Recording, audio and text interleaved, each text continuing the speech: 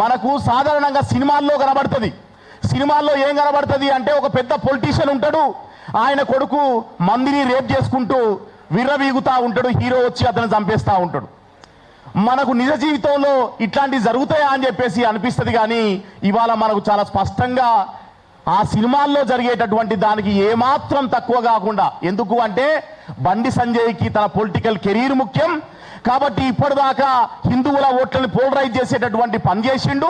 ఇప్పుడు కొడుకుతోటి తన యొక్క ప్రతిష్ట దిగజారేటటువంటి సందర్భం వచ్చినప్పుడు కూడా మళ్ళీ అదే విధంగా మా పృథ్వీ అన్న చెప్పినట్టు మళ్ళీ ఎమోషనల్ బ్లాక్మెయిలింగ్ కు పాల్పడేటటువంటి పని చేస్తూ ఉన్నాడు.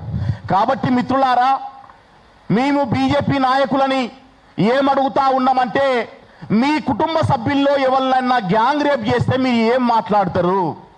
మీరు ఇట్లాగే మౌనంగా ఉంటారా? ఇదే పని ఏ కాంగ్రెస్ పార్టీయో ఇంకొక పార్టీయో వేరే ఎవరైనా చేసి ఉంటే మీ యొక్క స్పందన ఎంత దారుణంగా ఉండేది.